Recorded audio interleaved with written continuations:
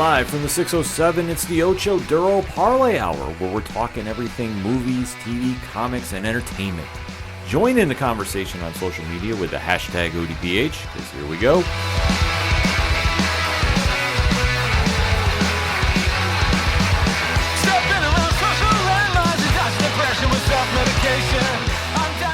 Welcome to an all-new edition of the ODPH podcast, better known as the Ocho Duro Parlay Hour.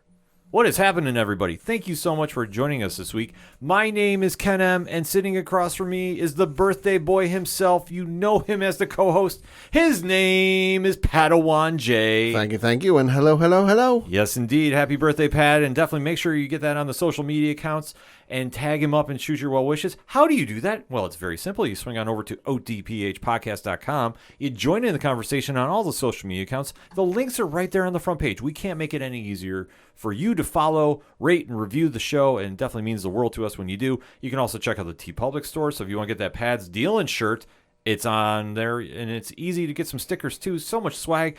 It's so easy. We can't make it any more simpler. I can't stress that enough. We try giving so much to you at such an easy level, it's not even funny. But talking about levels, we got to talk about the Patreon. One tier, $2 a month, and a lot of content on the way. Also at the website, Parlay Points blog section, a lot of stuff going on there between the comic reviews and blogs count anywhere. The classified section, which has friends of the show, such as 3FN Podcast, organizational link support, and Black Lives Matter. All our amazing friends in the podcast community are all there via Podchaser. Also, the directory, which, Pat, how many providers are we on? 119,000. Sounds about right to me. I am not going to dispute them. So for anything and everything that is the ODPH, you can find it at odphpodcast.com. And always remember on the social media to use the hashtag ODPHpod. But kicking off this edition of the show, which is the entertainment edition where we talk movies, TV, and comics like nobody else does, we have to recap the final tier of the last season of the never-ending story. Let's say the final batch. Yes, the final batch, if you will, of AMC Television's perennial hit, The Walking Dead. The one show that just refuses to die even though it's about The Walking Dead, which is kind of fitting if you think about it. Yep. But this is where we are now nearing the end of the final season. The last 8 episodes of the 24-episode final season 11 are in full swing, and there's a lot going on with that. So that said, Pad, what we're going to do is break down the latest episode entitled Faith. Now, if you're not familiar with the show and you're checking us out for the first time, well, first and foremost, thank you very much for checking us out. We do appreciate that.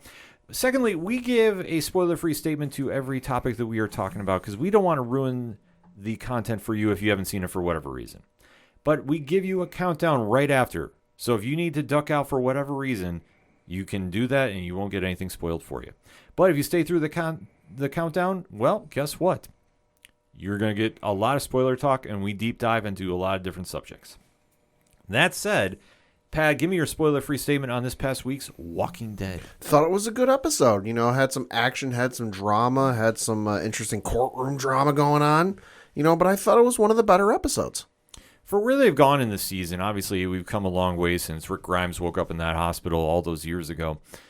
They really have a lot of moving parts going on, and this is one thing that if you've been a long-time listener to this show, you know that I'm very critical of. I think that there is something to be said when you have such a big cast and you forget, well, this person's still on the show. I forgot about their story. I felt that a lot during here. And I thought that while it still was a good episode, it still lacked a little bit for me, but that's because there's a lot of characters that got some screen time here that I disconnected with. And I'm not saying it's a bad thing, but just for me as somebody that's been watching since day one, Sure. you kind of lose track and you're like, okay, why do I care about this character? And that was kind of like a little vibe for me with here. But there were some standout moments, so definitely it was very worth the while as we only have 2 episodes left now as the finale is approaching on November 20th. So that said, let's get into some spoiler talk in 3, 2, 1. Pad, let me know. Like I said, I thought it was a good episode. I thought the courtroom drama with Eugene was very interesting to watch. You know, it's not a side we typically see in The Walking Dead. Didn't go full Law and Order, but hey, you kind of got the homage it paid to it in a sense. And then you had the action sequences going on with Lauren Cohen playing Maggie and trying to find her son, and just that whole thing was, and especially the scenes with Negan. My God. Yeah, Jeffrey Dean Morgan, who plays Negan, does no wrong on this show, because the one thing is, even with his character, the villain you love to hate, he still finds ways to reinvent that character and really make you almost empathize. And it's kind of creepy how he can do this, but it's just a one thing that Morgan does well, more than anybody, I would say, on the show. And it's not a slight against the rest of the cast, because like you touched upon, Lauren Cohen, I thought, did a great job this episode too. And seeing how they're going to go into their spin-off show, which is something I understand why. I'm just not excited that they announced it before the finale. But this is something that we've documented many times on this show. Had they kept that under wraps, I think there'd be more gravity to the situation as you're watching the finale. Yeah. Because how do you get excited if they're in peril and going, oh, well, they're just going to survive? They got a show coming. Especially you had the one sequence in this episode where Negan had a gun to his head and he was sacrificing himself for his wife and the group. And it's like, okay, well, we know he's not going to die because they've already announced a spinoff show. Right. Yeah, I mean, that's something that it takes away from those magical moments that happen. So this episode, though, did give a lot of screen time to some characters I forgot, and that made me tune out a little bit. But I do think the Negan stuff was great. I thought the Josh McDermott, Eugene courtroom stuff was interesting. Yeah, it was different. It's different, but it kind of plays into where this drama has been going for this season, which obviously now they're at the Commonwealth, which seems too good to be true. And it's like a broken record when you talk about The Walking Dead. But now that the reigning figure's son has been killed, and that is Pamela Milton's Sebastian, which Layla Robbins playing a great villain here. But it's almost like we've been down this road before. Yeah. It's something that it's almost feeling too repetitive for me, but I'm still enjoying the performance. But since her son was killed, and obviously due to can we call it a political cover-up? Do we? To a degree, yeah. To a degree, because obviously he was exposed for being a piece of shit. Well, yeah, that's true. I mean, he's definitely filled that role on this show for this season. But when he's exposed for revealing what the Commonwealth's plans are about mass expansion and almost setting up a dictatorship, it now becomes to the public knowledge to the people of the Commonwealth that, there is not everything is so great as it is portrayed. And obviously, when you're seeing the political power crumble, Pamela is not handling this well, and basically is trying to find a scapegoat for it, and finds one in Eugene, who's trying to protect his girlfriend. Yeah. Which is a noble cause, sure, but also in the realm of The Walking Dead, it doesn't really pan out too well. No, not usually. No, but where this episode really kicks off, though, is we start seeing some characters we haven't seen in a while. Jerry, Aaron, Lydia, Elijah. As they run into some other characters I completely forgot were on the show. It has nothing against the actors, I want to stress this. But when you have this many characters in an ensemble, people get forgotten. Yeah, and you think they're dead. You think they kind of just left the show for their own reasons, and then they pop back up, and you're like, oh, yeah, you. Yeah, you. And it's kind of like, YPAD, reasons. So that's where we are here, because the one group now meets Jules and Luke, who I completely forgot. So did I. Show. I thought they were dead. Yeah, they're and honestly, there isn't too much to their characters, except the one is a former music teacher. That's the only one thing that stood out to me about him. Yeah. And they go, well, you know what? We managed to escape Oceanside, which I completely forgot was still on the map. I knew it was a thing, but I thought it had been destroyed. Yeah, like that's the thing. Like in the midst of the chaos, with the whisperers and then everything else, I thought it was destroyed. Yeah, same here. So I was like, okay, well, that's not really counting for too much, but we now know that, okay, well, Oceanside is officially taken over. There is a small group of survivors that have now escaped, but they're getting hunted by the Commonwealth, which, I mean, they've been basically trying to round up anybody that was tagged to the Daryl Dixon-led squad and almost going on like an execution mission. Yeah. So they do find a way to escape this, and we go back to an old trick from Lydia's mom, Alpha. And Pat, what is that? Disguising yourself as walkers and walking amongst the crowd while making zombie-like noises. Yeah, so they wind up pulling the old get all the zombie guts on you as you can, all the zombie blood, so you blend in with the crowd. And they decide to go, well, we'll just be camouflaged walking with a herd. It is the zombie apocalypse world, so this is very normal, so I wasn't too shocked by this. But that's how they kind of escape. Meanwhile, you do see that a knife is dropped during this. And now this is kind of where things get a little weird for me. And I don't know about you, Pat. Me too. That obviously, when the knife falls, we do see a zombie pick it up. Yeah, like, so the character carrying it gets bumped. It falls out of their hands. And then, obviously, they're in the midst of this herd, so they can't, oh, hold on, guys, I dropped something. You know, can't turn around and grab it, so they just kind of leave it by the wayside. And this zombie does, and I don't think it bent over to pick it up. I think it got knocked down to the ground, too, in the jostle of the herd. Mm-hmm. But it gets on the ground somehow. It sees it, picks it up, stands back up, and keeps walking. Yeah. But it didn't do it in such a way that, like, makes you think, oh, this is a person in disguise. Yeah. It did it in kind of the mannerisms and the speed you would expect a walker to. Yeah, it's kind of a weird thing that they've dabbled in a little bit. Like, the zombies are becoming sentient. Or smarter, that like, oh, they figured out how to open doors. Yeah, like, it's kind of a weird thing to see them that they're now picking up after all these years. Yeah. Like, is there something that they're starting to remember their old past? Like, it's such a weird thing to think about. Yeah, maybe. And granted, if you're going to try doing something like that, you've got 2 episodes left. Like, what's the big payout going to be? Well, and why start it now? Yeah, like, that's the whole thing. So I think this is a misfire in my opinion on this. Should have started it earlier. Yeah, you should have started... or at least hinted at it. Well, you could have hinted at it at the real beginning of this season. Sure. And tried, slowly teasing it here and there. Sure. But to really kind of throw some emphasis on this, I mean, we saw this a little bit when the one hand was climbing the wall when that happened. But other than that, I mean, they really haven't gone into this territory before. No.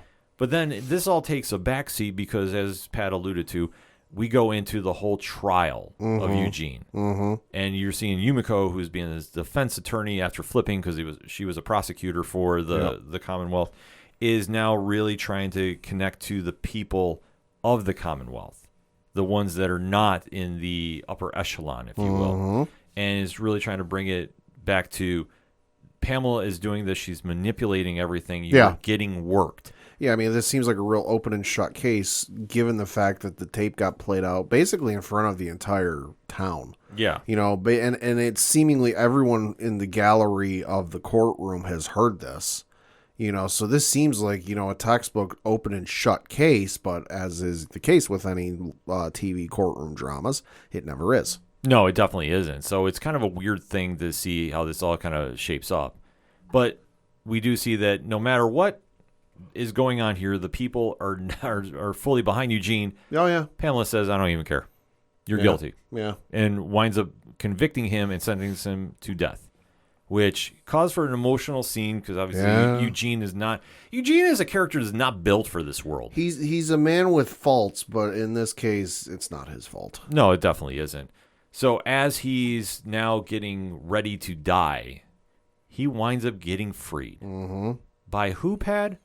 Mercer. Mm-hmm. The most loyal soldier to Pamela. Oh, yeah. Which is kind of a interesting... The head soldier. Exactly. I would say he is the Daryl Dixon of the Commonwealth. Like he's not Daryl Wick, though. No, he's not Daryl Wick. There's only one Daryl Wick when we see him pop out every single 7 episodes, I think. Give or take. That's usually when he shows up. Yeah. But in this case, no. Mercer is flipping sides. So Michael James Shaw is really kind of running with the character and really trying to establish, like, okay, I've seen the wrongs of the Commonwealth, which usually means something bad is going to happen to him. Mm-hmm. But then again, this is last season, allegedly, so we have to wait to see how it plays out. But he winds up freeing him, so thus this is now causing Pamela to lose her mind.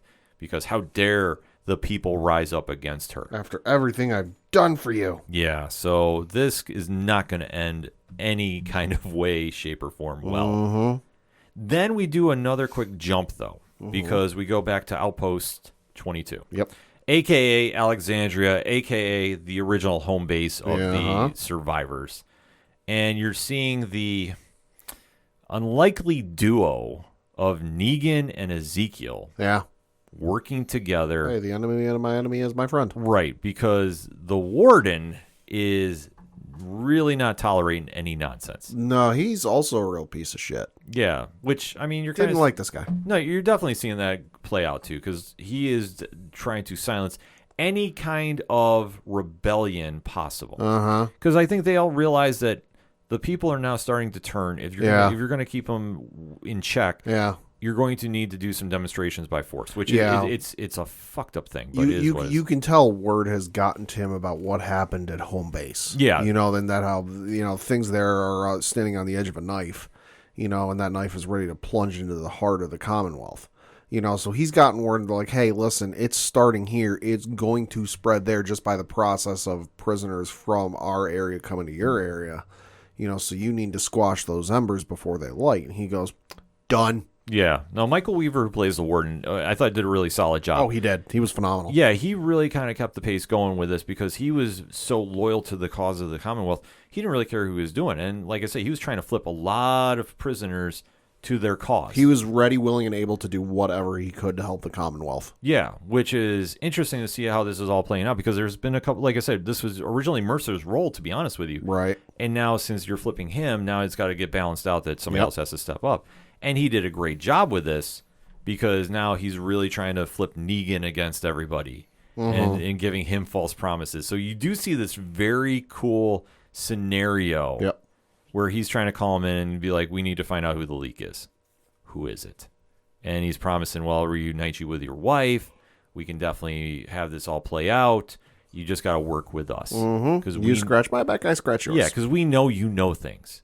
And, of course, Negan does dabble a little bit like how Jeffrey Dean Morgan can only do. He's playing it very cool and kind of seeing, well, I'm kind of committed. And they're saying, are you really? This is the same group that wanted you dead for how long? And he's also like, well, that's true. So, like, what's your offer? And he does actually wind up meeting his wife for a little bit, even though it's watched. So you think the deal is still there. But Negan doesn't cough up a name. Nope. Kind of an interesting play, though. I thought, at least. Yeah, he's turning out to be a loyal individual. Yeah, but, and granted, part of me likes this, but part of me doesn't. Like, I would much rather have had him flip on Ezekiel.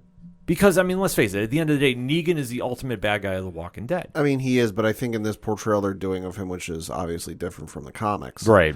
I think it's just a case of he's done some shit and he's seen some shit and he's not down for what the Commonwealth is doing. No. So he's like, listen, I know I'm not friendly I'm not exactly the most friendly person with the crew I know, but it's better than the crew I don't know. And I know most of the crew I know won't stab me in the back. Yeah. So right now. Yeah. So it's kind of an interesting play he does. But like I say, I look at him like, man, I would just love to see you flip. I know, but the fact they're going to do a spinoff show, this rules this out. Yeah. So, that's one deterrent, but it's nothing against the performance. The performance I really enjoyed. Meanwhile, while all this is going on, we have yet another group making moves. Yeah. And that is the Daryl Dixon-led group. So Norman Reedus is leading the charge with Maggie and Connie and Carol because they're obviously trying to get their children back, as Maggie proclaimed prior to this episode. And they do wind up saving Herschel in a very cool scenario. Oh, yeah. So they do something out of a military movie. Exactly. So it's very precise. And that's the one thing, too, with the Rick Grimes experience, shall we say. Yeah. They're very tactile. Oh, yeah, they are. Tactical in what they do. Yeah. And they're so smart about sneaking in, getting out. So this does really play into something, but they don't get everybody. No. There's one daughter that's missing, Rosita's.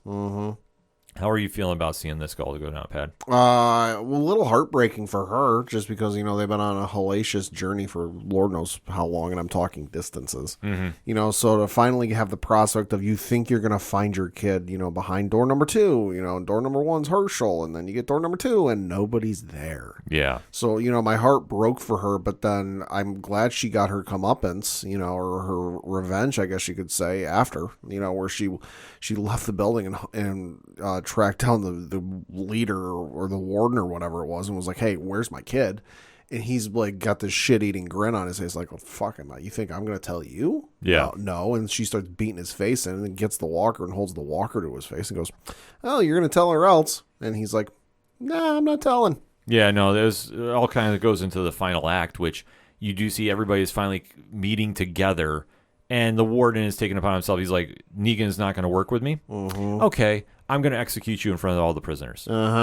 And this snowy scenario that's happening, he gets up there, he's ready to go. So now he's like finally come into a full circle situation because they do play at the beginning of this. They've been doing these weird flashbacks. Yeah. Which I know we haven't really talked about too much. It's hard to figure out what they're doing with them, though. Well, it's Judith, Rick's daughter, narrating them. Yeah.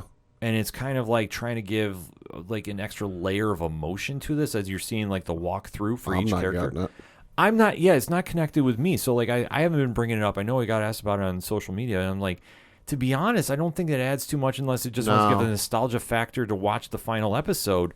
But we tie this back in. This is the first one I thought really made some sense, though, because it ties back to when Negan smashes Glenn's face in with the bat. Yeah. And Abraham. Yeah. Because now Negan's in that situation because he refuses to give up a name. And this goes, but the warden is still like, even though he must get something out of this, the warden wasn't going to kill him anyway. Like, that was the whole plan. Well, I think the warden quickly realized, oh, you're not going to give me any information I want. Let's fix that. Yeah, so he sets him up to get killed a la the same way that Glenn and Abraham did. But then the guns are drawn, and all of a sudden the warden stops it and puts Negan's wife in front of there. Pregnant wife. Yeah, right next to him. And he is now you see him break. Well, because he's freaking out and he's screaming, you can't do this. We had a deal. Yeah, so you're seeing how this all kind of shapes up, which is kind of very, like I said, phenomenal performance of Jeffrey Dean Morgan. Like, you can't stress this enough. So meanwhile, he's sitting there doing this, and the soldiers are kind of questioning this at one point. And then all of a sudden you see coming from the back is Ezekiel. Yeah. Who comes out there and hands up, and he kind of gives like the Rocky IV speech to talk everybody out of it. I mean, I'm sorry, that's how it came across to me. No, you're not wrong. Like, I literally sat there and I'm like, we're better than this. Yeah, like now you're we're no better than the Walkers. We got to be better than the Walkers. Yeah, I mean that's one thing. I mean, Corey Payton, who's played Ezekiel since day one, is so charismatic. Oh yeah, like he can sell you on this, but it's still like, are we really going Rocky IV here? Like, honestly. Like, oh, we can be better. We don't need to fall in the same ways of their mistakes in the past. And you see they finally connects to one soldier. And then that's all it takes to cause it to hold down. Well, for one person at least. Well, for a couple. For a couple of them. But you see, though, during this entire time, they're buying the time because, when Negan, he's just sitting there, like, put it on me. He wants to be the symbol. Like, in a weird sense, he wants to be the Siri's trying to get involved there. Woo. Yeah, and I said Siri understands the problem too because he wants to be the symbol of hope. Which, how messed up is that too? It's interesting. Like I say, he wants to go out as being a legend, and it's like, Negan, no, like, this is not going to play your way.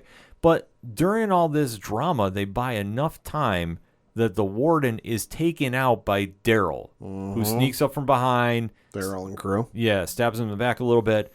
So we see that, okay, now that they've unified this group, so to speak. Right, because that's when we get the whole scene with Rosita, because they want to kill him, and they go, no, don't kill him, and then the whole interrogation thing happens. Yeah, because she's like screaming, like, where's my daughter? And the warden refuses to talk. I think he even gets punched in the mouth, bleeds from the mouth, and has a shit-eating grin on his face. Yeah, like, this scene's wild. I gotta admit, like, I sat there, I was like, oh, damn, like, how messed up in the head do you gotta be this committed to the Commonwealth? Yeah. And she's like, I got to walk her right to your face. And he doesn't even blink. Like, no, not at all. Like stones, man. That is just wild to see. But then she's like, well, you're not going to talk. So she puts the walker on, feeds him. And that's how and that's basically how it wraps up. Yeah. So overall, Pad, I mean, solid episode in its parts. Wasn't the best one of all time, but it was certainly one of the better ones of recent memory. Of recent memory, yes. But that is because when they let... It's almost like when you're on a sports team and you let the star players play. Sure. That's what they did here. Jeffrey Dean Morgan killed it in this. You had the scenes with Lauren Cohen, and she always does phenomenal work on here. Daryl Dixon was in the back. He was not the center of the spotlights. That was perfect for him. But it all kind of blended in together because when you let Negan just run with it, and you start seeing all the emotions, and like I say, it's a kudos to Morgan as an actor. He can really run with this when you give him this material to work with. Yeah, it pans out, it plays out well, and this is where these moments were very strong. I thought the stuff that was just dead space, unless we get a big payout later, is the stuff with the Oceanside crew. Like I think it was just like a hey, here's where we've been, here's what's going on. It was just a plot device to explain where they've been and what's been going on. Yeah, like other than that, I was just like, because otherwise you're just going to say, oh yeah, we've been trudging around in the woods for 6 months with nothing to do. Like, okay, hey, we've been at Oceanside. Oceanside's now fucked. Like, okay, hey, that's what's going on. Yeah, so I don't know. Like, I guess I just kind of sit there and go, like, you're wasting time and wasting space. Like, we could be doing something more productive here. But then again, they've done this for so many years now where you have all these different colonies that it's like, man, like, we need almost like a guide at home to track down where everybody is. Like, they almost need to start doing on TikTok, maybe like a 1-minute recap of like, hey, this character is here. At this point, it's not worth it. Right. At this stage, no, because obviously 2 episodes left. You got 2 episodes left. Yeah, and I'm expecting they better be really killing some people off. I'm sorry. Like, I'm not trying to be so morbid about it, but it's like, we've had these moments where we go to this big finale of a season, and it's been lackluster. Well, what was it? They had the one season, I want to say it was like season 2 or 3, where they're like, 30 some odd people are gonna die. And we're like, fucking what now? Yeah. And then it was like, oh yeah, a car got exploded, or like a bus got exploded or something. And it's like, oh, well, there's at least 15, 20. Yeah, like we missed those lackluster punches. Like, I'm trying to think of the final Walking Dead season, or finale of one, I should say, rather, that really had that impact. I mean, Sophia at season 2. Yeah. That might be the only one. Well, I mean, they left a good cliffhanger, but if you read the comics, you understood the Negan. I haven't seen so many of those early seasons in so long, it's hard for me to say. I'm sure there's one that, like, people are screaming into their speakers or their cars or whatever, but I'm sure there's one. I mean, they'll hit us up on that hashtag ODPH pod. But I think overall, though, solid episode. Not the best, not the worst.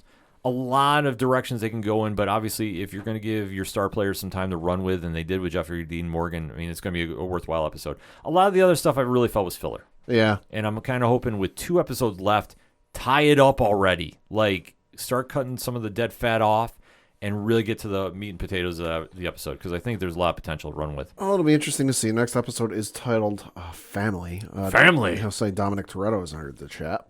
Looking at the folks who have worked on the episode, it is directed by Sharat Raju, who is known for being a director on The Walking Dead 2020 to 2022.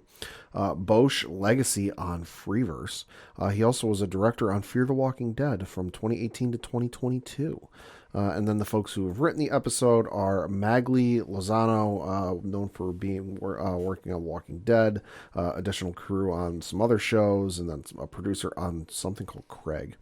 Erica Mountain, who was a producer for The Walking Dead, producer for Taken, and a producer for Person of Interest on CBS. Also was additional crew on the TV show Rome, so that could be interesting. And then Kevin Diebold, who was been a writer for The Walking Dead since 2019, was a writer for Chicago PD, writer for the BBC show Copper, and then a writer for the ABC show Kevin Probably Saves the World. So, given the 3 writers who worked on the episode, you got some action-packed shows they worked on. So I'm going to say there's probably going to be some action. Well, I think we're definitely due for it. I mean, I think how this all needs to play out. Obviously, we've gone away from the comic book ending, so we're not going to have that. No. Well, you could, just not in the same way. Yeah, but I mean, like, I think in that situation, the book's been out long enough, so I think we can talk spoilers about this. Yeah. You're not going to have Sebastian kill Rick. No. So you take that off the table. No. Are you going to have somebody kill Aaron because I think he's kind of filled in for that role? Maybe. You're not. Daryl Dixon walks out of here scot-free. So right. Daryl's safe. Daryl's safe. Carol's safe. Presumably. Well, you would think. I mean, she was supposed to be in the Daryl show, but now we know she's not going to be. So presumably she's safe. Right. And then Maggie and Negan. Yeah. Everybody else could be expendable at this stage. I think I think some of the folks, will from the main cast will die. Whatever the number equates to, those number of people equal Rick Grimes. Whatever that number is, I think that's the number of people we'll see die. Mm-hmm. But I think we'll still see the comic ending where it's like, and it might be Judith taking the Carl role, because in the comics, Carl's telling the story of The Walking Dead and how things started and how they got to where they are. I'd like that. And his dad. I think we'll still see that. But in terms of, some of the other aspects of the comic finale, I think we'll see some translations, but obviously not a direct one-to-one. See, if they do the time jump and do that and swap, I think we could see that, just because that leaves it open for some other characters to come back down the road in a spin-off show. If they wanted to all come back with Judith and Daryl and Maggie or whoever else, ends up surviving. Yeah, no, I'd be ecstatic about that because I think there's a lot of different directions you can go, especially if they want to do a time jump ahead. Mm-hmm. Because I think you're going to need some closure for that. I know the last episode is entitled Rest in Peace. Directed by Greg Nicotero, story by Angela Kang, so it should be real good. Well, yeah, that's been some long time Walking Dead creators there. Either way, I'm just hoping for something good to finish this out because obviously we know Fear the Walking Dead is coming back, the real flagship show. And obviously the millions of spinoffs that are going to be coming here could go a lot of different directions. I haven't heard anything about Tales of the Walking Dead Season 2, but I think if you did the anthology at this stage, I mean, they would be good. I just hope they're better than Season 1 was. Mm-hmm. Season 1 went off the tracks real quick after the first episode. Oh, my God. That's a whole different podcast. Uh-huh. But in the meantime, though, hit us up on the hashtag ODPHpod. What is your thoughts about the final stretch here for The Walking Dead? The countdown is on. What did you think about episode 22 entitled Faith? Did you love it? Did you hate it? And why? And are you planning on watching the finale? I've had some people say yes. I've had some people say, no, it's not doing anything for me. I'm kind of curious to see what the temp of the room is. So definitely hit us up. Let us know. We're going to take a quick break. We'll be right back. Saturday, and parts of Sunday. It's Extra Life 7 live on twitch.tv/GameBallPod. 24 hours of thrills, chills, and video game skills as the Game Ball podcast streams all day and all night, with all the proceeds going to the Children's Hospital of Philadelphia. It's Gamer Dad versus Gamer Dad as two titans square off for the paternal nerd supremacy. 2 men enter. Only one will be named Ultimate Gamer Dad. 9 a.m. Eastern, Saturday, November 12th at twitch.tv/GameBallPod. Be there, be there, be there. Coming back for another segment on this edition of the ODPH podcast, and it is time to preview one of the most anticipated films in recent memory, obviously of 2022. I don't think there's going to be a bigger movie than this one coming out to the theaters this week, and that is the sequel to the 2018 film Black Panther. It is Black Panther Wakanda Forever. Now, obviously, Chadwick Boseman has passed away, unfortunately, so the character of T'Challa will no longer be in the MCU. Yep. And this is one that we're waiting to see how it'll be reacted through the MCU. Yeah, well, and especially with, obviously, as you've seen from the trailers or the TV spots, somebody's taking over the role of Black Panther, and who that is, yet to be seen. No, we definitely don't know who is going to be playing the new Black Panther in this. Obviously, we just know it will not be the character of T'Challa. We do know from the trailers that they will be paying homage to Chadwick Boseman's passing, with the character of T'Challa is having a big funeral going on, and rightfully so. I mean, just unfortunate what happened with him losing a battle to cancer and just taken way too soon. So the MCU is doing the right thing. They have not recasted anybody in that role. No, I don't even think they're going to go the CGI route. No, and rightfully not. I think that would. I never thought they were going to. I know that there was some websites immediately after he passed were like already posting who was going to do it, and shame on them for doing it. I'm not giving them any time of day. I have everyone I saw do that blocked because I did not want to even deal with that. A man just passed away, and yet we're sitting here worried about a movie. That's the least thing of the mind. But we do know that they are going to be doing the sequel, and this one has definitely got a lot of people talking for the right reasons, because the trailer looked amazing that we saw come out. I mean, obviously, with the Bob Marley cover of No Woman, No Cry playing in the background, and you're seeing the funeral procession, and you're seeing a lot of things that we were waiting kind of see, heard rumors about who's going to be the villain of this, how we're going to go about this. Just because so much of this movie, given the circumstances, like we mentioned with the unfortunate passing of Chadwick Boseman, what's going to happen with the movie? What are they going to do with the story? How are things going to change? There was a lot of anticipation, and things were kept very much under wraps. I know some movies, especially the Marvel ones, set photos leak out and plot information leaks out. But up until the trailer, I don't really think we heard too much about, specific plot details. You heard some gossip and some hearsay and some, innuendo of what could happen, but it wasn't anything definitively like this is going to happen. Right. No, the only thing that we knew is Ryan Coogler was coming back to write and direct. And we do know that the cast was coming back. Latia Wright was coming back as Shuri. Yep. Lupita Longo was coming back as Nakia. Yep. Denai Guerrero was coming back as Okoye. Winston Duke was coming back as M'Baku. And we did know that we were going to have a debut in the MCU, the cinematic universe, of the oldest mutant in Marvel history.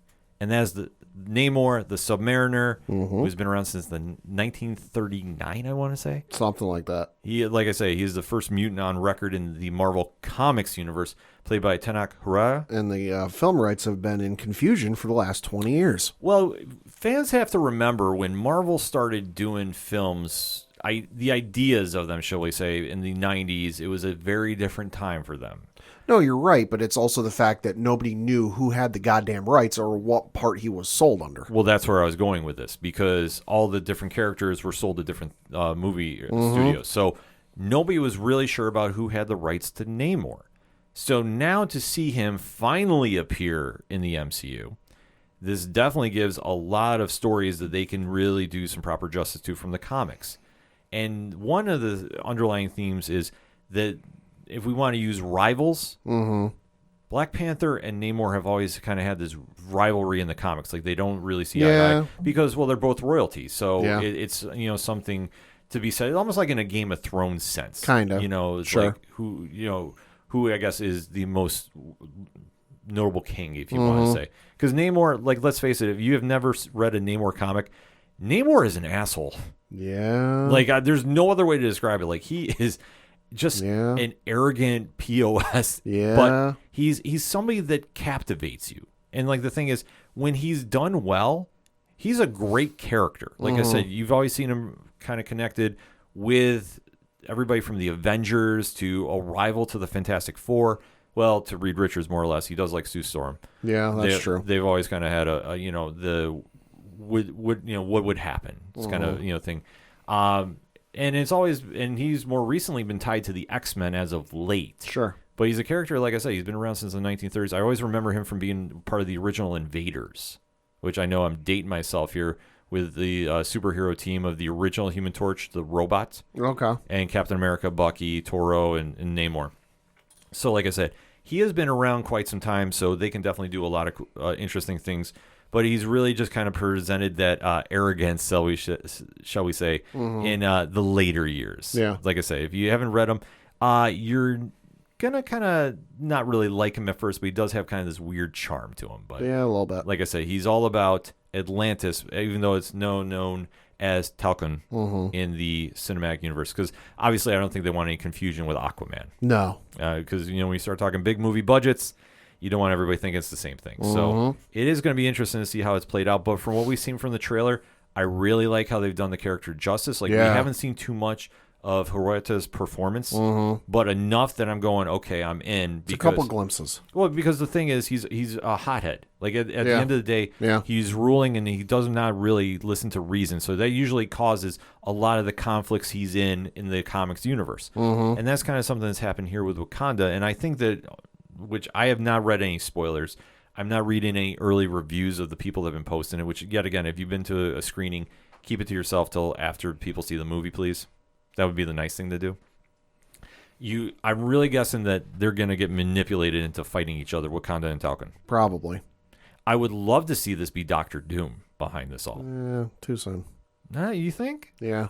Well, who do you think would be pulling? I think when they were writing this film and given the upheaval they had with the unfortunate passing of Chadwick Boseman, I don't think they have the rights to it.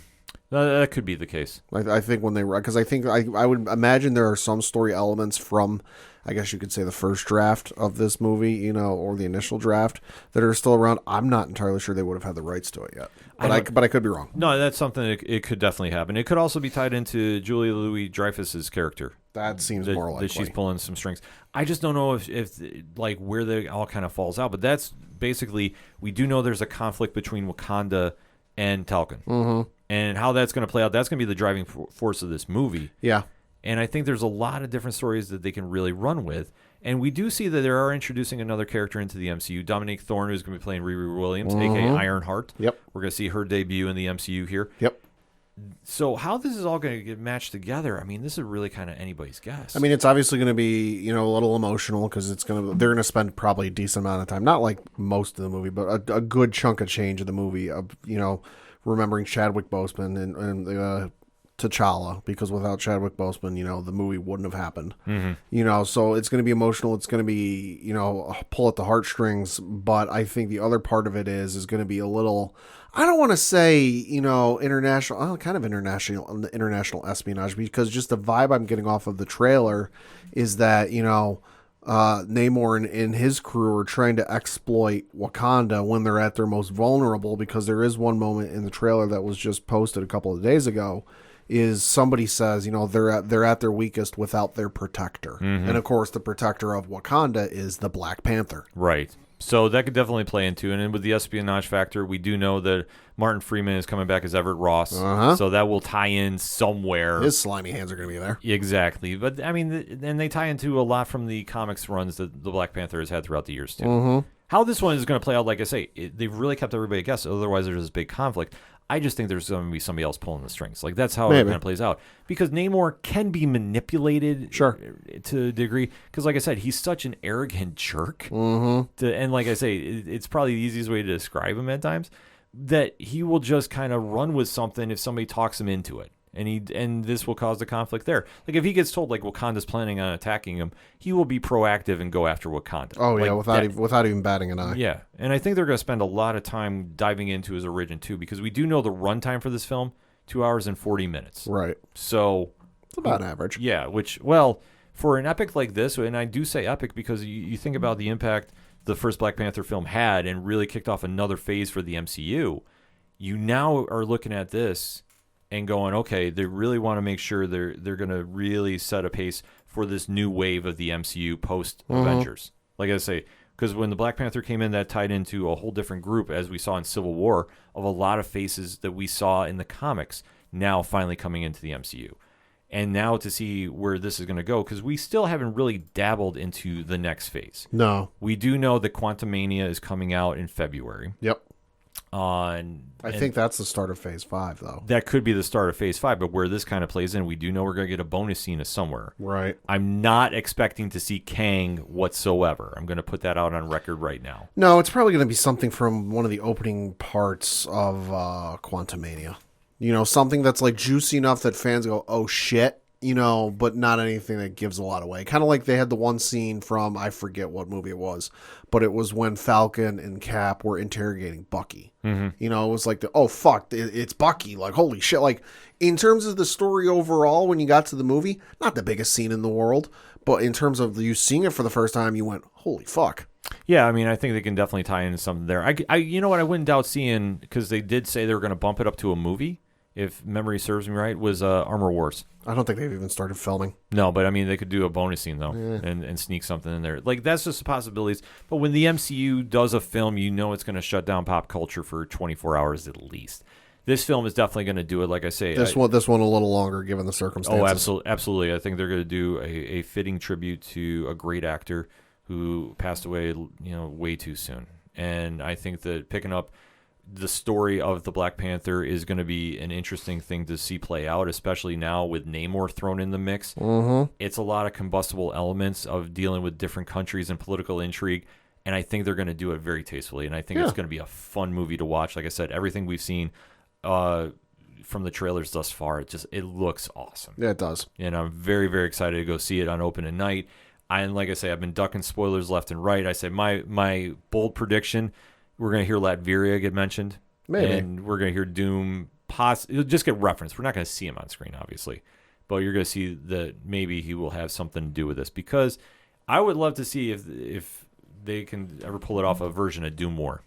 I think that would be a real cool storyline. That's so far down the road. I know. But you know what? I don't mind. You're booking Phase 12. I know. But I like to think ahead like that. That's just how I work. Pat, final thoughts on the movie going into it? Can't wait to see it, and can't wait to see what they do with the character in the story overall. I've read some stuff about what would have happened, with the initial draft of the movie. I'm interested to see what will happen. Yeah, I'm right there with you. I'm super excited to see this movie. I'm really trying to contain it because I'm going to be so pumped up coming to the movie theaters.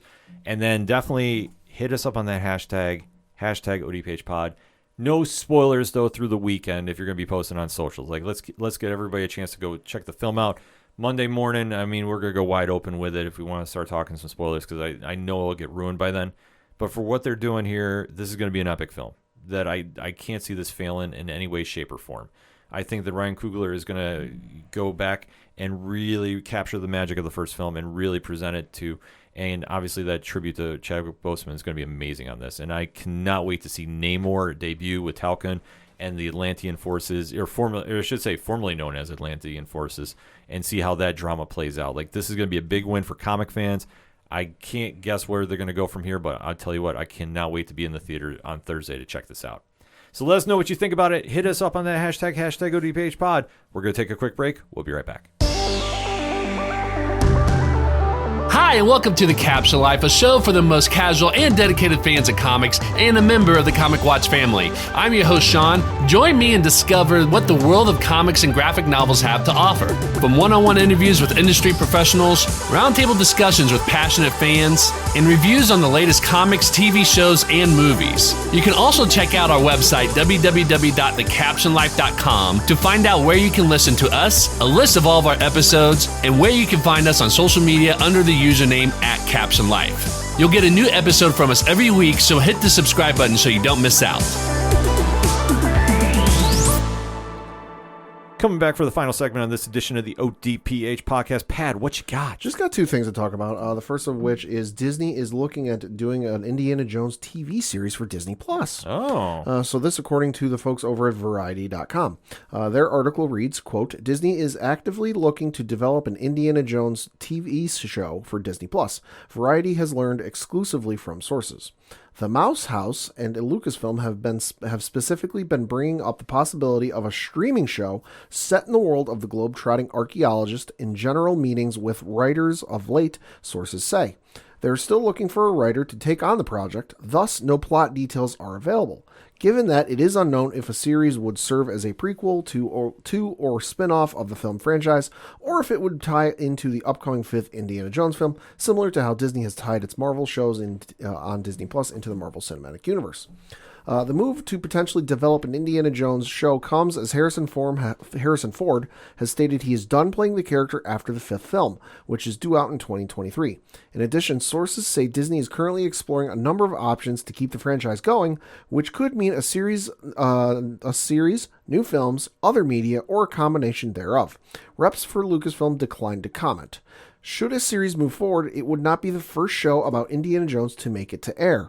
The Young Indiana Jones Chronicles aired for 2 seasons on ABC from 1992 to 1993, with 4 made-for-TV specials airing on the Family Channel, now Freeform, between 1994 and 1996. Ford made a cameo appearance in 1 episode, but the show focused primarily on the early years of the character, with Sean Patrick Flannery and Corey Carrier playing him at different times in his life. George Hall played an elderly Jones, bookending each episode. Close quote. So, listen, Indiana Jones TV series, I'm all for it. I know people are screaming for like a continuation of Young Indiana Jones Chronicles. Slight problem with that. Paramount still owns the rights to that show, hence why it's on Paramount Plus, so can't do that. I think there's plenty of room, though, just because you look at the time periods that the original 3 movies taken, and even the time period between the 3rd and 4th one. There's enough playroom there that, like, you can do something crazy. You can do something crazy with that. Or even, they did, when he was young, maybe his teenage or young adult years, maybe something in his formative years of how he really rose to prominence. I'm all for it, though. Yeah, the thing about Indiana Jones is, like, I don't know. Like, I'm kind of torn. Like, there's a lot of stories you can do with. I don't know if you need to do Young Indiana Jones or, like, wherever you want to do it. Sure. But it's kind of like a thing, if it's done well, I'll be into it. Sure. But I just know, like, the last couple films really haven't done anything for me.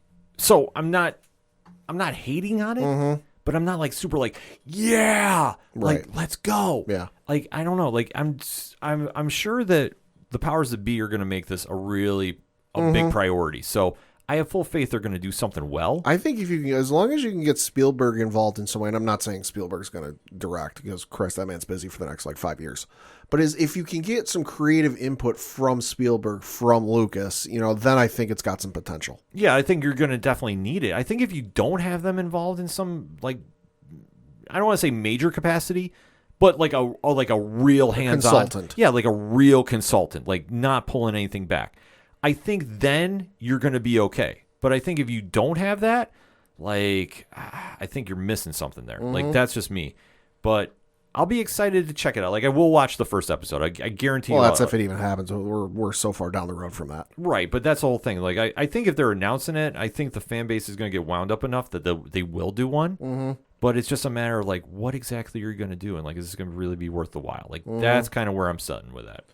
And then lastly, and certainly not leastly, we got some Star Wars news for the upcoming TV series, The Acolyte. Oh. So this coming to us from StarWars.com, so they're about as official as it gets. Yeah, I was going to say, you can't get more official than that. Can't get more official than this. The article reads, quote, "This is a Monday to celebrate for Star Wars fans. Today, Disney Plus announced the casting for The Acolyte, an upcoming Star Wars original series from Lucasfilm.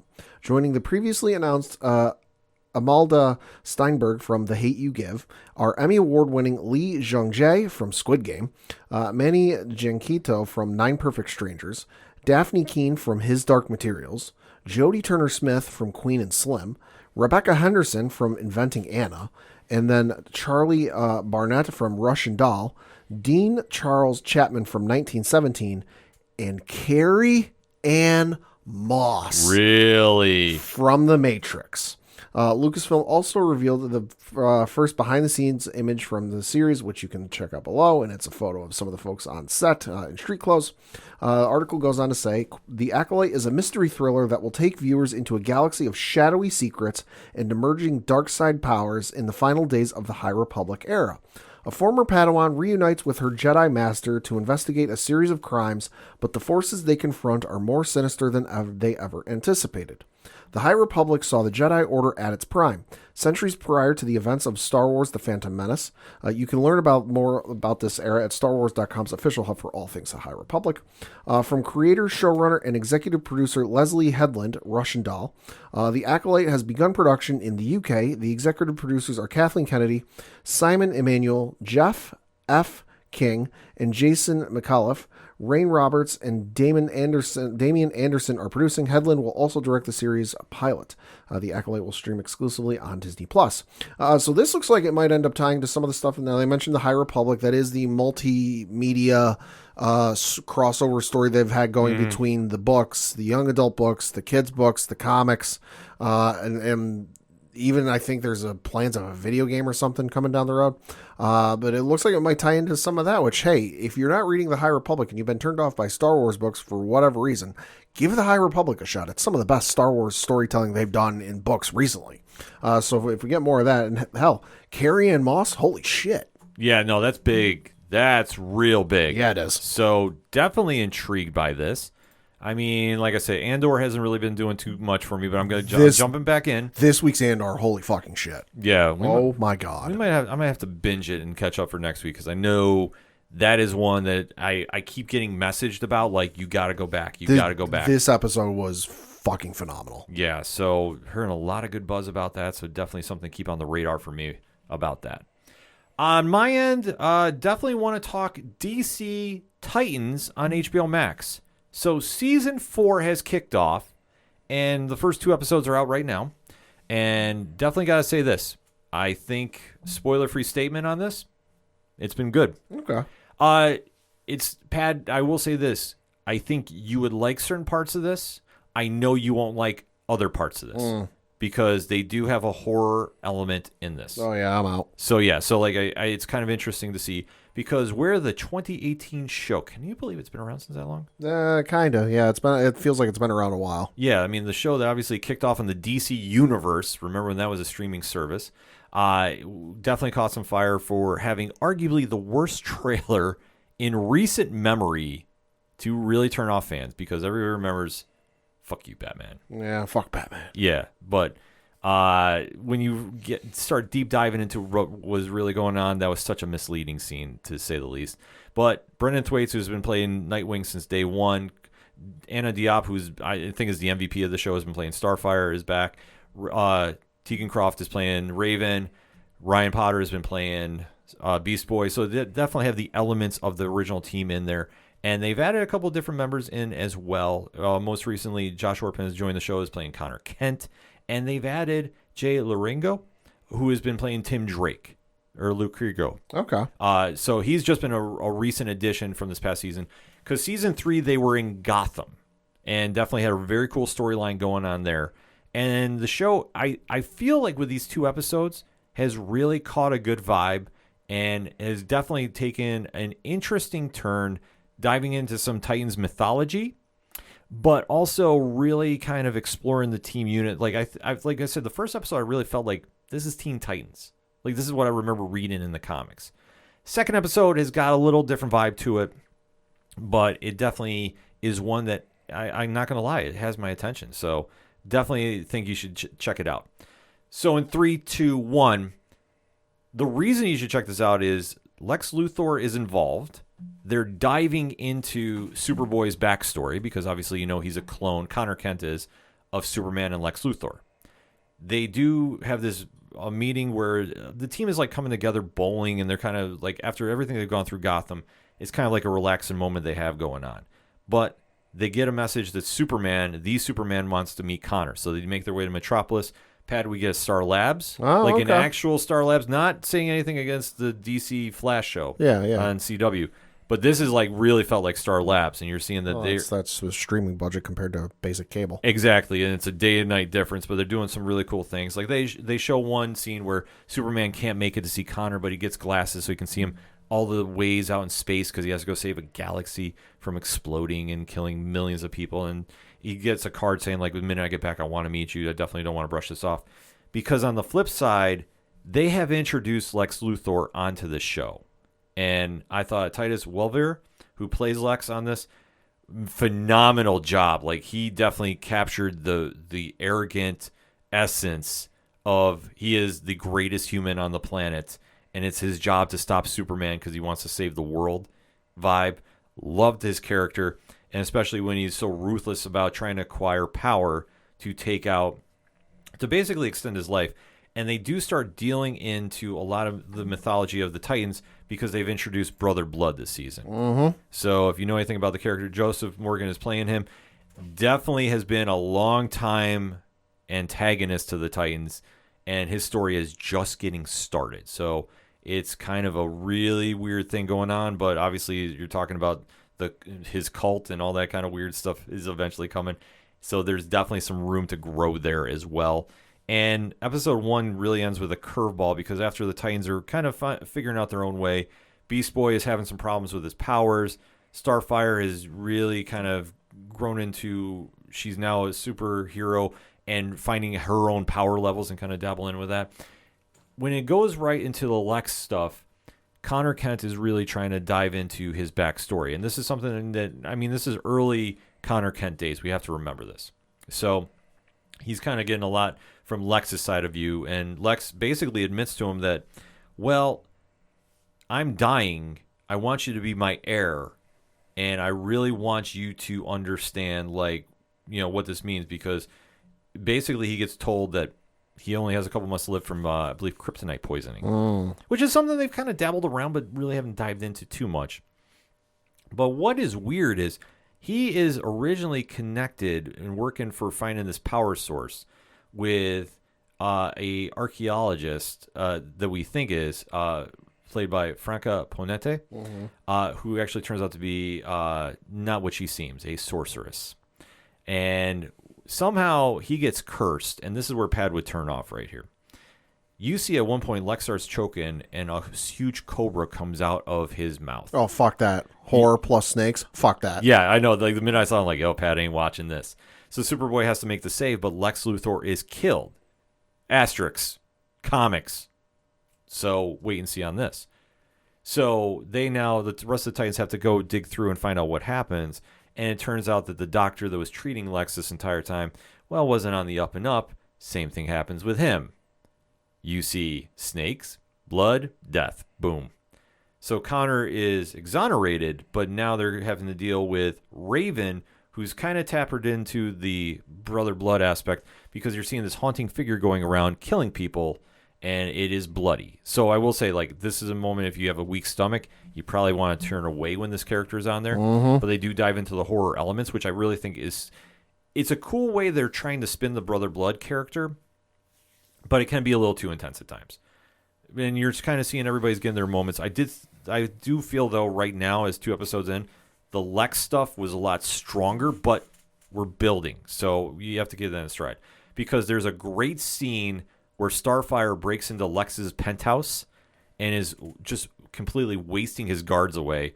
And she's saying, you're staying away from Connor because he reached out psionically to say, I want to meet you. And Lex is just sitting there completely in Lex mode, just drinking wine and just, no, you don't understand. I'm been steps ahead of you and Richard, which I got to admit, have you read in the comics any villain just keep calling Nightwing Richard? No. That's all he keeps doing is just calling him Richard. He's like, I know Richard is across the building and Richard is watching, but I have a gift for Richard. And I have to admit, I laughed hysterically because all of a sudden you see Nightwing is there with Tim Drake, who is trying to learn how to become Robin. And I will say at Star Labs, did get his bow staff. Oh, okay. So that was a cool moment. Courtesy of Bruce Wayne, who was paying for this trip too. So I digress. That's kind of something that I think will come back later on. And now you have to see Nightwing fight ninjas. And okay. Like, this is a cool scene. And at the end, like, Lex is like, I really like those guys. Just how the mannerisms were for Lex was perfect with this. So like I say, they're kind of jumping around a little bit with some areas. They're now starting to get into the brother blood aspect because Lex has been quote unquote killed off. I don't know how permanent that's going to be, but I am interested to see how this is going to play out in the future.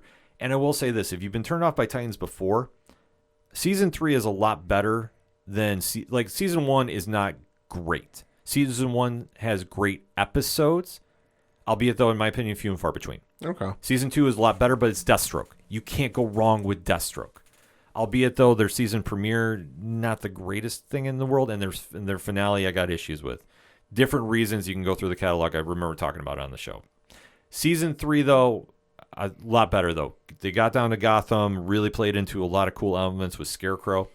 And now this season, I think they're really coming out on a strong foot. So I'm excited to check this out. I will be talking about this more as the weeks are progressing. So definitely, if you've been checking this show out, hit me up on the hashtag ODPH pod, and let me know what you thought about Titans so far. I know our friends over at Metalcore Nerds and Hops Geeks News have gotten a chance to actually screen a couple episodes. So they gave some great reviews about this, and I have to echo their statements. I thought they had a lot of strong things going on with this. So definitely you want to keep your eye out for this show if you're looking for something to stream. Also, remember, check out the Peripheral on Amazon Prime Video too, because I'll really plug that show. I actually dig it. Okay, so comic shop wise, man, there is a lot of good stuff coming out this week. A lot.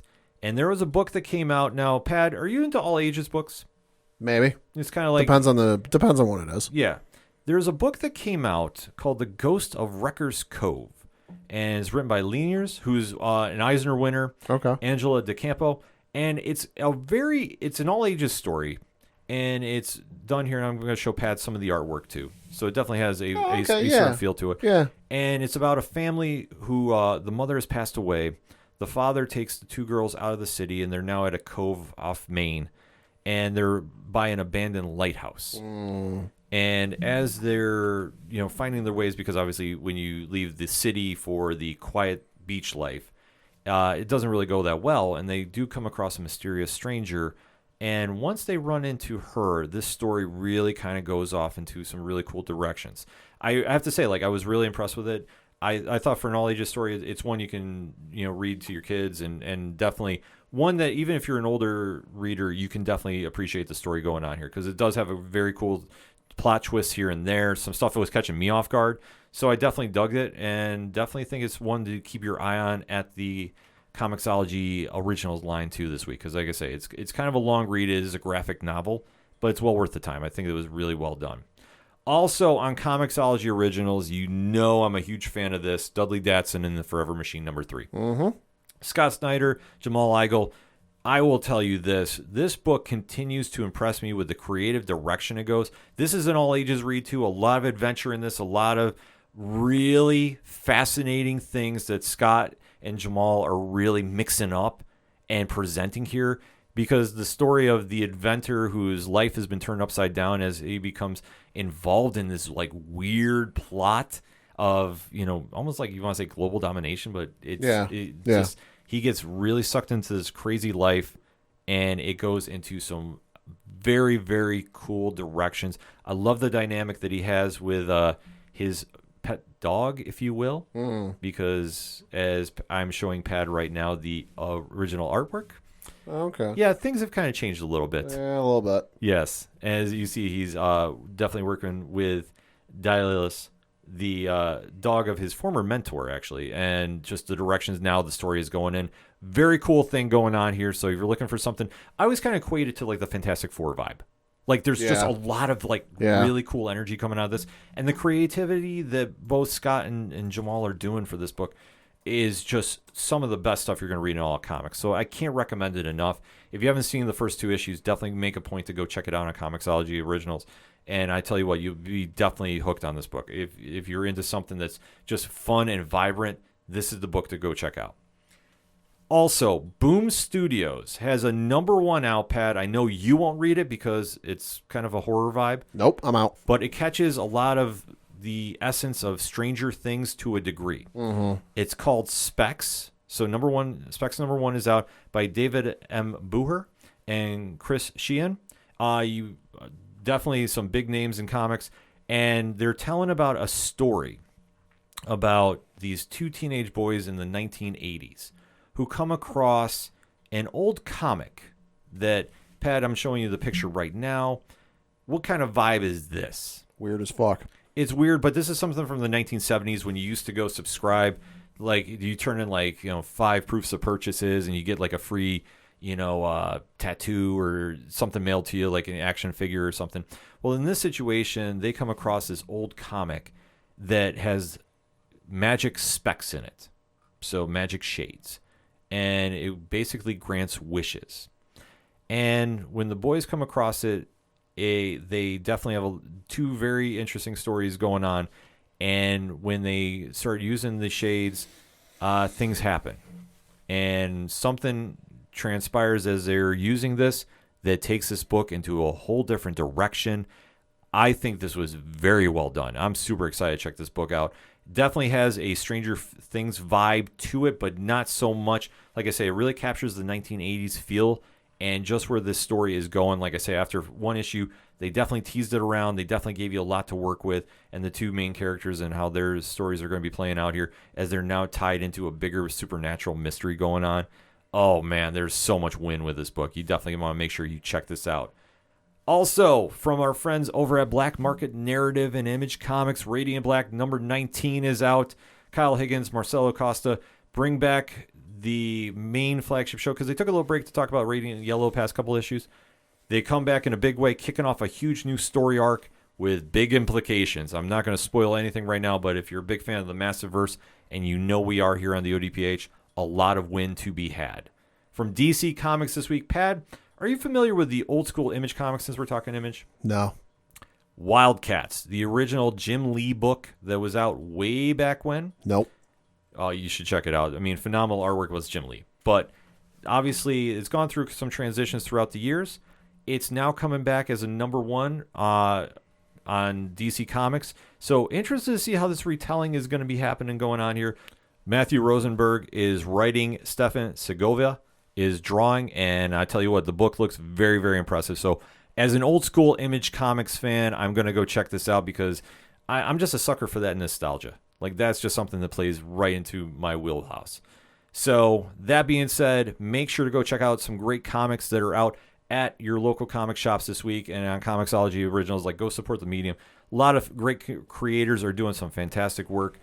And unfortunately, going to end this on a very sad note as it broke this morning. Carlos Pacheco, who is a legendary artist for DC and Marvel. He's drawn everything from Superman to the X-Men. Unfortunately passed away as a result from ALS. 60 years old. So definitely our heartfelt condolences out to his family, friends, and fans all over the world. One of my favorite artists growing up. Like I say, I always remember his X-Men stuff just really jumped out to me. And like I say, he's done so much like with Marvel and DC. Just like I say, phenomenal work, just top shelf, top to bottom. Like I say, this is just absolutely heartbreaking to hear this morning. So definitely want to send our condolences out about him as well. So that said, I think we'll just kind of wrap it up just saying for anything and everything that is the ODPH, you definitely want to check out odphpodcast.com. That's all for this week. So for the one only Padawan J. Just some crazy video game news that came down today. Animal Crossing's New Horizons has now sold 10.45 million copies in Japan alone since it was released on the Switch in 2020. It has surpassed Pokemon Red, Green, and Blue, which sold 10.23 million copies in Japan. Folks, that record has stood since the February 1996. That's insane. That's fucking crazy. That's absolutely wild. Although, admittedly, 2020 and people being locked in their houses has a lot to do with it. Still impressive. Yeah. I'm your host, Ken M. Thank you as always for listening to the ODPH podcast, better known as the Ocho Duro Parlay Hour. We'll see you next time.